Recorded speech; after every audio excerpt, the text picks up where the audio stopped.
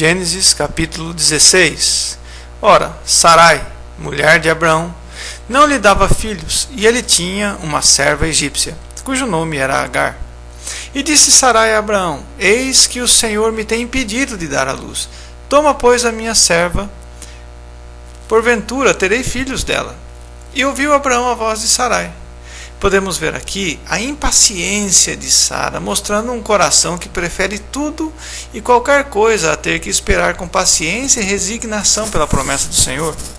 Em Hebreus 6,12, temos a seguinte exortação: para que vos não façais negligentes, mas sejais imitadores dos que pela fé e paciência herdam as promessas. Vivemos em um mundo de imediatismo e grande pressa. Sempre que alguém tem de esperar por alguma promessa de dinheiro ou recompensa, ele logo pensará em receber com juros, se houver atraso. Mas na vida de fé as coisas não funcionam assim, pelo contrário. Aquele que possui um espírito subjugado e paciente encontra seu pleno galardão em esperar em Deus o cumprimento de tudo aquilo que Ele prometeu. O que Ele nos dá é sempre o melhor para o nosso crescimento e amadurecimento espiritual. O que Sara estava dizendo de forma inconsciente é: o Senhor faltou-me. Vou usar a minha criada egípcia como recurso para cumprir a promessa de Deus. Tudo serve, menos Deus, para um coração que está debaixo da incredulidade. Quando agimos dessa forma, perdemos a condição calma e equilibrada de uma alma que espera em Deus e lançamos mãos do uso dos meios para atingir o fim desejado. Porém, é algo terrível e amargo afastarmos-nos do lugar de absoluta dependência de Deus. As consequências são desastrosas. Se Sara tivesse dito: a natureza me faltou, mas Deus é meu recurso, tudo teria sido muito diferente. Sara não olhava para Deus, olhava para a natureza e para os meios. Se seu ventre estava amortecido, então buscou o ventre de uma jovem egípcia, que possuía os recursos naturais para gerar o descendente de Abraão. Assim, com a ajuda da natureza, da carne e dos meios humanos, ela pensava estar prestando grande ajuda ao Deus que prometera o sucessor. Não devemos pensar que aqueles que andam pela fé devem simplesmente desprezar os meios da natureza. Não. Antes, a fé aprecia os instrumentos, não por si mesmos, mas por causa daquele que os usa. A incredulidade vê apenas o instrumento e julga o sucesso de uma causa pela sua aparente eficiência. A fé olha para o Deus que usa os instrumentos, não importando sua aparente inutilidade. A falta de fé fez com que Sara olhasse para a juventude da escrava ao invés de esperar em Deus. Olhou para o potencial da carne ao invés de esperar na graça daquele que fez a promessa. Considerou que podia ajudar a Deus pelo esforço da carne humana e, por fim, descobriu com clareza que Deus não apenas rejeita aqueles que fazem coisas que não o agradam, mas Ele também rejeitará até mesmo aqueles que fazem coisas agradáveis a Ele, porém as fazem de acordo consigo mesmo. Frase de Watchman Nee. Não basta fazer as coisas para Deus, nós temos que fazer as coisas para Deus, do jeito de Deus, jamais do nosso próprio jeito, esforço ou criatividade. Como bem disse o Senhor a Moisés: atenta, Moisés, pois que o faças conforme o seu modelo. Êxodo capítulo 25, 40. Todo homem precisa compreender que não há espaço para a criatividade humana e carnal na verdadeira seara do Senhor, pois somente Ele reina e distribui ordens e funções conforme a sua palavra. Precisamos atentar para uma grande verdade. Existe uma diferença enorme entre o emprego que Deus faz dos meios para me servir na obra e o emprego que eu faço destes mesmos meios para excluir Deus da obra. É preciso atentar para isso nesse tempo de tantos meios e recursos que estão permeando a igreja do Senhor Jesus. Gênesis capítulo 16, do versículo 3 e 4. Assim tomou Sara, mulher de Abraão, a Agar, egípcia, sua serva, e deu-a por mulher a Abraão, seu marido. Ao fim, de 10 anos que Abraão habitara na terra de Canaã. E ele possuiu Agar, e ela concebeu, e vendo ela que concebera, foi sua senhora desprezada aos seus olhos. Ora, é evidente que Agar não era um instrumento eleito de Deus para cumprir a promessa feita a Abraão. Assim, logo se iniciaram as consequências da precipitação carnal. Agar passou a desprezar Sara quando viu ter concebido. Assim, Abraão e Sara multiplicaram a sua dor após ter lançado mão do recurso de Agar. Então disse Sara a Abraão: meu agravo seja sobre ti. Gênesis 16, versículo 5. Sara ainda não possuía clareza do seu pecado e nem da forma de lidar com suas consequências. Desta maneira, lança sobre Abraão a culpa de sua proposta. Esta não deve ser a forma que devemos lidar com nossas falhas e pecados. Gênesis 16, 6. E disse Abraão a Sara: eis que a tua serva está na tua mão. Faze-lhe o que bom é aos teus olhos. E afligiu a Sara, e ela fugiu da sua face. Sara queria se livrar do pecado e das suas consequências através da dureza e dos maus tratos, mas isso apenas agravava ainda mais as coisas. Ela precisava aprender a se humilhar perante a poderosa mão de Deus e esperar pelo tratamento que Ele concede ao pecador penitente. Sara precisava enxergar o seu pecado para então ser tratada por Deus. Gênesis 18, 15. E Sara negou, dizendo: não me ri, porquanto temeu. E ele disse: não digas isso, porque te riste. Aqui no capítulo 18 de Gênesis, vemos Sara ainda aprendendo acerca do assumir, confessar e deixar o pecado. Deus nunca desiste de ensinar e disciplinar seus filhos amados.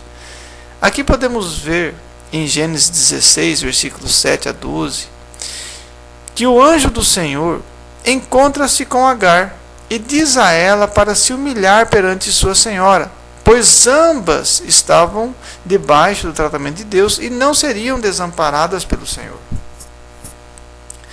Agar teria em seu filho muitas alegrias e uma numerosa descendência, e também um símbolo eterno daquilo que a carne realiza quando se propõe a ajudar na obra de Deus. Assim, para que possamos compreender o aspecto doutrinário deste capítulo, precisamos olhar para a epístola de Paulo à igreja da Galácia. Assim diz o Espírito Santo em Gálatas capítulo 4, versículo 22 a 25. Porque está escrito que Abraão teve 2 filhos, um da escrava, outro da livre. Todavia, o que era da escrava nasceu segundo a carne, mas o que era da livre por promessa. O que se entende por alegoria, porque estas são as 2 alianças, uma do monte Sinai gerando filhos para a servidão, que é Agar. Ora, esta Agar é Sinai, um monte da Arábia que corresponde a Jerusalém, que agora existe. Pois a escrava com seus filhos. Este texto nos mostra que aos olhos de Deus há um claro contraste entre as obras da carne, que geram filhos para a escravidão, e a obra feita na promessa de Deus, que gera filhos para a liberdade. A característica da obra segundo a carne é que ela representa o esforço humano a fim de fazer ou não a obra de Deus. A obra fica na dependência da capacidade humana. E diz a palavra: o homem que fizer estas coisas, por ela viverá. Mas o concerto de Sara revela que Deus, como o realizador da promessa, inteiramente independente do homem, baseada apenas na capacidade, vontade e bondade de Deus. Quando Deus faz uma promessa, não é necessário esforço da natureza humana para cumpri-la. Deus a realizará, independente das circunstâncias. Deixar de crer na promessa de Deus, ainda que ele pareça demorado ao realizá-la. Afinal, Abraão já estava há 10 anos habitando em Canaã, terra da promessa. Gênesis 16, 3. É uma terrível prova de incredulidade. Não fez ali muitos milagres por causa da incredulidade deles. Mateus 13, 58. Precisamos compreender qual foi o erro ocorrido na igreja da Galácia. Porque o apóstolo Paulo compara a atitude deles, dos Gálatas, com a atitude de Abraão com Agar. A razão é bem simples. Eles estavam tentando acrescentar alguma coisa da natureza humana, alguma coisa das obras da carne, aquilo que Cristo já havia realizado por eles na cruz. Jesus havia sido apresentado perante eles como crucificado, Gálatas 3:1.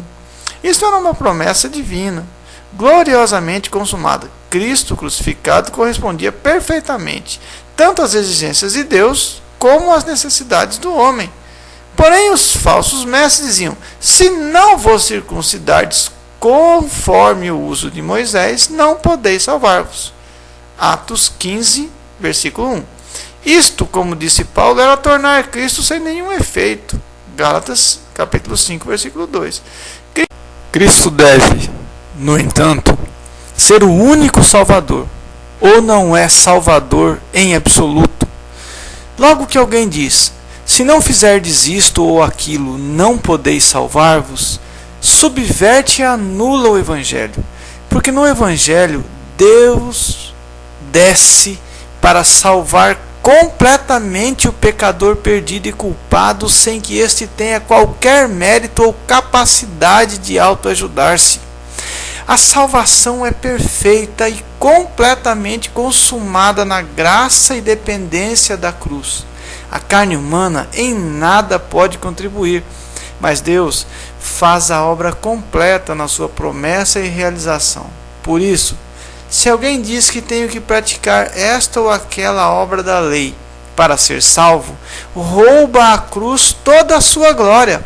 A paz do Evangelho não se assenta em parte na obra de Cristo e em parte na obra do homem, não, de jeito algum. Ela descansa inteiramente na obra de Cristo. Precisamos compreender que debaixo da lei, Deus de fato ficou em silêncio, observando o que o homem podia fazer por si mesmo, tentando pela sua capacidade carnal cumprir as exigências da lei. Desta forma lemos: todos aqueles, pois, que são das obras da lei, estão debaixo da maldição, porque está escrito: maldito aquele que não permanecer em todas as coisas que estão escritas no livro da lei para fazê-las. E é evidente que pela lei ninguém será justificado diante de Deus, porque o justo viverá da fé. Gálatas capítulo 3, versículos 10 e 11. Este texto nos esclarece que para salvar-se, o homem deveria cumprir toda a lei. No entanto, Romanos 3, versículos 10 e 20, nos diz que ninguém pode ser justificado pela lei, porque pela lei vem o conhecimento do pecado e ninguém consegue cumpri-la na íntegra. Desta forma, entendemos que, mesmo no Velho Testamento, ninguém foi salvo pelas obras da lei, mas pela promessa de Deus no Salvador Jesus Cristo. Por isso lemos em Hebreus capítulo 11, versículos 39 e 40.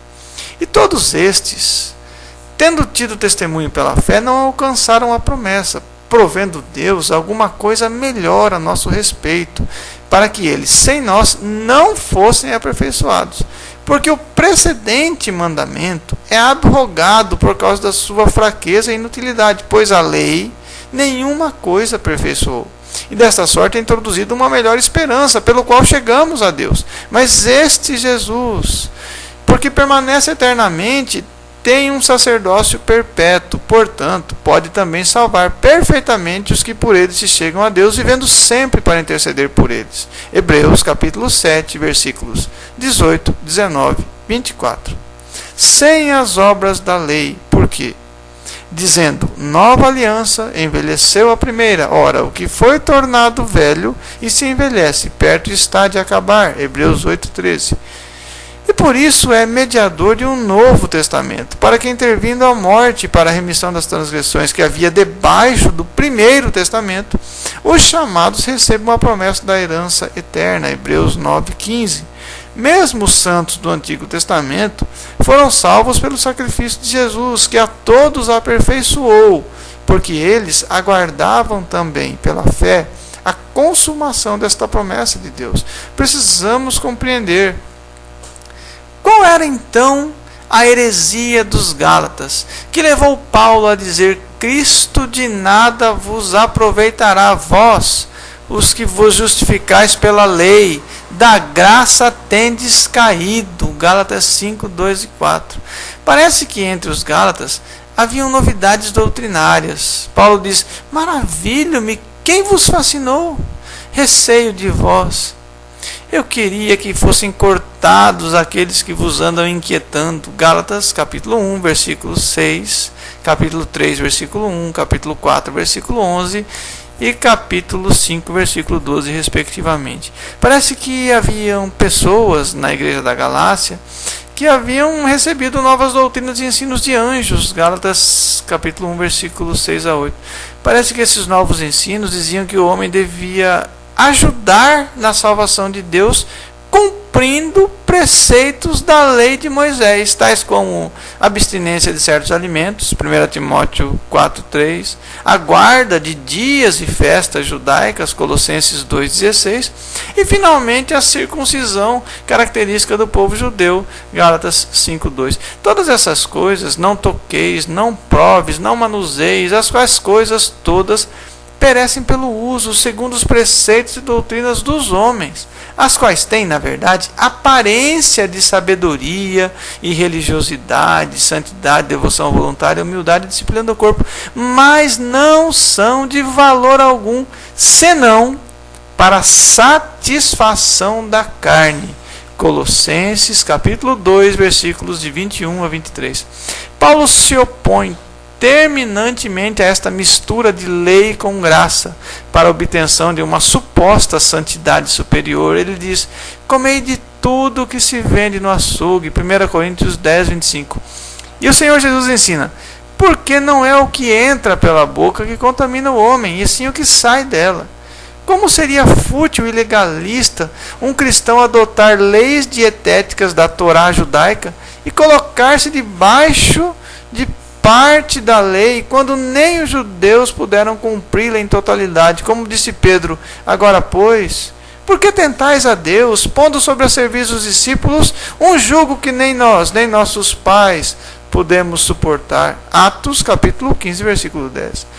Paulo conclui seu argumento explicando que a promessa da salvação não pode ser ajudada por obras da lei, pois, na lei, o homem trabalha por seu próprio esforço.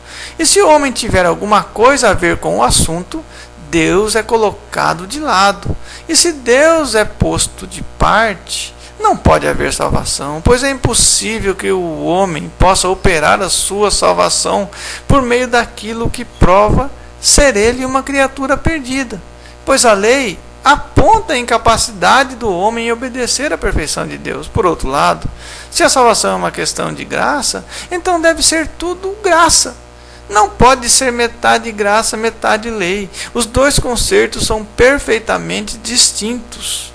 Não pode ser Agar e Sara. Tem de ser uma ou outra. Se for Agar, Deus não tem que ver com isso. Se for Sara, o homem nada tem a ver com isso. É assim inteiramente. A lei fala ao homem, prova-o, vê o que ele vale realmente e declara-o em ruína e deixa-o debaixo da maldição. E não somente o coloca debaixo da maldição, mas conserva-o ali por todo o tempo que estiver ocupado com ela. Enquanto vive, a lei tem domínio sobre o homem em todo o tempo que vive. Romanos 7:1. Porém, morto o homem, o seu domínio cessa necessariamente, tanto quanto lhe diz respeito, não obstante estar em vigor para amaldiçoar todo homem que vive. Mas nós morremos crucificados com Cristo. Romanos 6, de 4 a 8. Estamos mortos para a lei pelo corpo de Cristo. Romanos capítulo 7, versículo 4. Os Gálatas, à semelhança de Abraão, neste capítulo, estavam afastando-se de Deus e voltando-se para a carne. Qual é o remédio para isto? Cair da graça é voltar para debaixo da lei, da qual nada se pode obter senão a maldição. Quero observar que, assim como os Gálatas tiveram mestres falando com anjos e ensinando doutrinas que os faziam voltar para os preceitos da lei, em nossos dias, esses mesmos ensinos podem ocorrer. Precisamos estar atentos. Ou seguimos o ensino bíblico por completo, ou não somos o povo da palavra de Deus. É comum surgirem falsos mestres para perturbar a igreja. Vejamos um exemplo.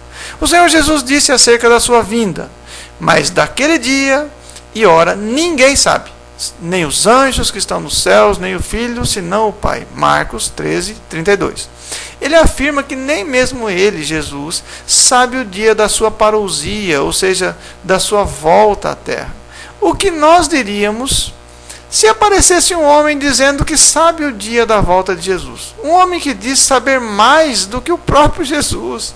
É triste que muitos falsos profetas tenham surgido na história da igreja falando sobre o grande advento e marcando datas, passando sobre a Bíblia, debochando da palavra, e ainda assim encontram pessoas para o seguirem e a seus falsos ensinos. Precisamos estar atentos. Os Gálatas queriam voltar aos rudimentos da lei.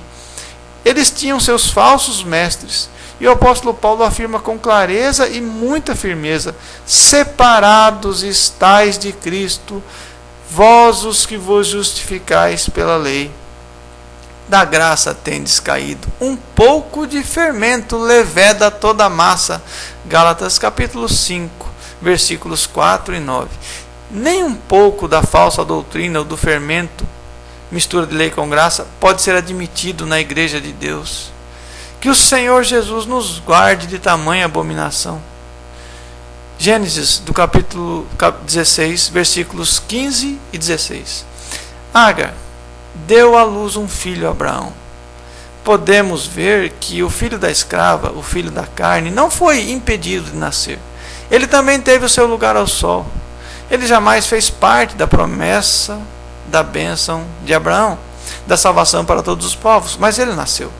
Ele cresceu, ele foi feito uma grande nação de povos contrários e inimigos do povo de Deus.